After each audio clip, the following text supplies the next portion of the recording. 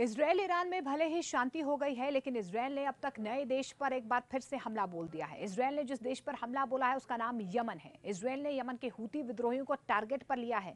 इस कारण middle east में एक बार फिर से तनाव बढ़ गया है। इजरायल ने ऑपरेशन ब्लैक फ्लैग के जरिए यमन के पश्चिमी हिस्से में स्थित ऑपरेशन ब्लैक फ्लैग फिर से करते हैं इजरायल ईरान में भले ही शांति हो गई है, लेकिन इजरायल ने अब एक और नए देश पर हमला बोल दिया है। इजरायल ने जिस देश पर हमला किया है उसका नाम यमन है। इजरायल ने यमन के हूती विद्रोहियों को टारगेट पर लिया है। इस कारण मिडिल ईस्ट में तनाव एक बार फिर से बढ़ गया है। इजरायल ने ऑपरेशन ब्लैक फ्लैग के जरिए यमन के पश्चिमी हिस्से में स्थित 3 प्रमुख बंदरगाहों पर अटैक किया है। इजरायली वायुसेना ने हुदैदा, रास ईसा और सैफ पर जोरदार हवाई हमला बोला है। इससे पहले इजरायल ने ईरान के न्यूक्लियर साइट्स को निशाना बनाया था। हमले से पहले इजरायल ने इन हमलों में, आपको ये भी बता दें कि इन पूरे इलाकों में नागरिकों को चेतावनी भी दी थी कि वे इलाका खाली कर दें और सुरक्षित स्थानों पर चले जाएं। उन्हें ये बताया गया था कि इजरायली वायुसेना कभी भी अटैक कर सकती है। चेतावनी के कुछ ही घंटे में हवाई हमले शुरू हो गए। इजरायल के रक्षा मंत्री इजराइल काट्स ने हमलों की पुष्टि भी की है। उन्होंने चेतावनी जारी करते हुए कहा है कि हूती जो भी कार्रवाई करेंगे उसकी कीमत उन्हें चुकानी पड़ेगी। यमन का हाल भी वही होगा जो ईरान का हुआ है। इजरायल के खिलाफ जो हाथ उठाएगा वो हाथ काट दिया जाएगा।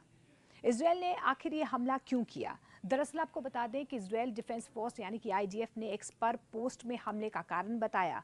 आईडीएफ का ये दावा है कि हूती विद्रोही ईरान से हथियार मंगवाकर इजरायल और उसके सहयोगियों के खिलाफ आतंक की साजिश रच रहे थे। हमले में हूती नियंत्रित पावर स्टेशन रास कनातिब को भी निशाना बनाया गया है, जो एब और ताइज शहरों को बिजली मुहैया करवाता है।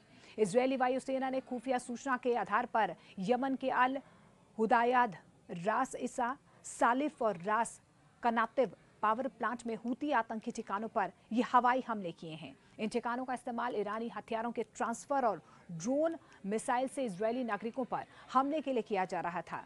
हमलों में गैलेक्सी लीडर जहाज भी इस पर भी निशाना दागा गया है, जिसे हूतियों ने 2023 में जब्त कर लिया था और अंतर्राष्ट्रीय जहाजों की निगरानी के लिए इसे रडार सिस्टम इसमें लगाया गया था।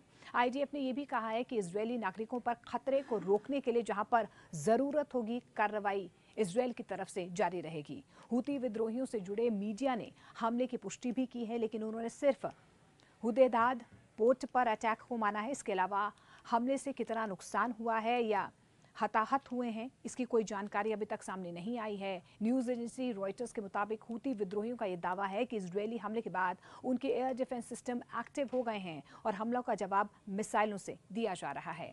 इजरायल हूती विद्रोहियों को आखिर दुश्मन क्यों मानता है? दरअसल इजरायल हमास संघर्ष शुरू होने के बाद से ही हूती विद्रोही लगातार इजरायल पर मिसाइलें दाग रहे थे। इसके अलावा लाल सागर में इजरायल और पश्चिमी देशों से जुड़े जहाजों को भी निशाना बनाया जा रहा था। हूती विद्रोहियों को समर्थन ईरान से मिलता है। पिछले महीने भी इजरायली नेवी ने हुदैदा में कई सैन्य ठिकानों को तबाह किया था।